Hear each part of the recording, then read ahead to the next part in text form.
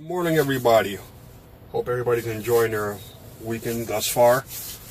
I am currently located somewhere in Michigan. This video right here is going to be about becoming a trainer. Someone asked me, how come I don't become a trainer? Actually, a few people have asked me how come I don't become a trainer. They said, it seemed like I care about other drivers and being helpful, and also the ones that are closest to me who know my background and know I have a lot of leadership experience and manager experience, said, why don't you decide to take that road? And the answer to that is no. No. I will never become a trainer. And it's not that because I have a problem with helping people and stuff like that. That's not it at all. The reason why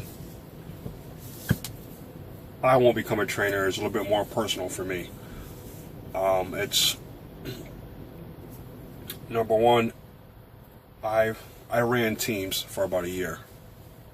Okay, and although the money is great, it's a hassle. Okay, to me, in my opinion, you never get a good night's sleep or a good day's sleep, depending on if you're running day or night. But you're always sleeping when the truck is moving. Unless you guys don't have a load or you guys are both out of hours, which rarely happens. So for the most part, you're sleeping while the truck is moving. And I wouldn't say it's something that you get used to. It's something that you learn to deal with. But then there's those times when you can't sleep at all. You just constantly bouncing. And it's hard as hell to sleep like that, man. There was times when, before you know it, I was 3 hours in before I even decided to close my eyes. And you're actually losing more sleep than anything when you're doing that. You're not getting your full night's rest. Your full 8 hours of sleep or so. So that's one of the biggest issues. Another thing is your life is in that man's hands or woman's hands, whatever the case may be. But in my case, my life was always in that man's hands. And if he made a mistake behind the wheel, I ultimately suffer from it as well. There was quite a few times that I was brushed with death. Okay? I'm not going to get into specific details because of legality issues with that. I'm not going to get into specific details, but there was a time when I've got thrown from the back up to the front. Okay, granted, I know people are going to say, "Why you didn't have your strap on? You didn't have your, because there's a strap you have when you're laying in the bunk while someone knows you're driving. You strap yourself in." But this particular case, I wasn't sleeping. I was actually back there getting dressed because it was almost my time to take over, and I don't know what happened. I don't know if he fell asleep or what the case may be. He dozed off, or all I know was he locked the brakes, and I came flying up to, and Luckily, I almost went through the windshield, but I didn't. I grabbed onto something. I don't know what I grabbed onto, but in the midst of all of me getting thrown up to the front, I grabbed onto something, and whatever it was I grabbed, the force, it ripped 3 of my fingernails right off, and my hand just started pouring out blood. There was times when he almost ran off the road. Times when we woke up in the middle of nowhere. You know, had a couple of scares up in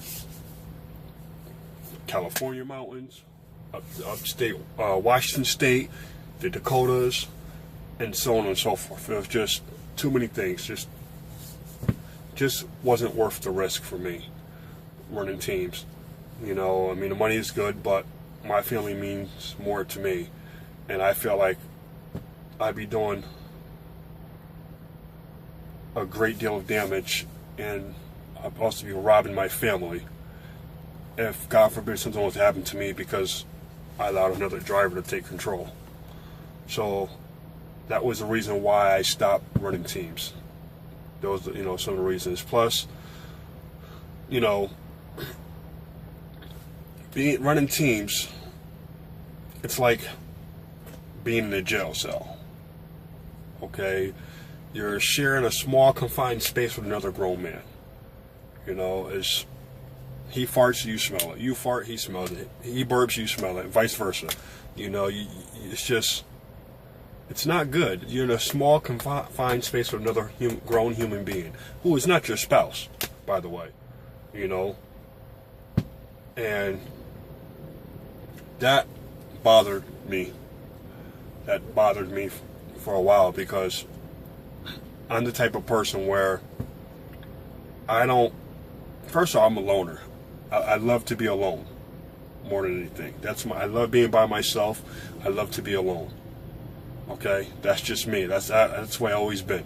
That's who I am. If I'm not with my wife and my kids, for the most part, I'm by myself, and I love being by myself. That's one thing. And no, I just don't like being in a small space with another grown man like that. Okay, so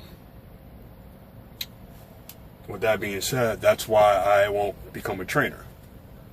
It's because I'm gonna have to share a small confined space with another grown man, because I'm damn sure not gonna be training with the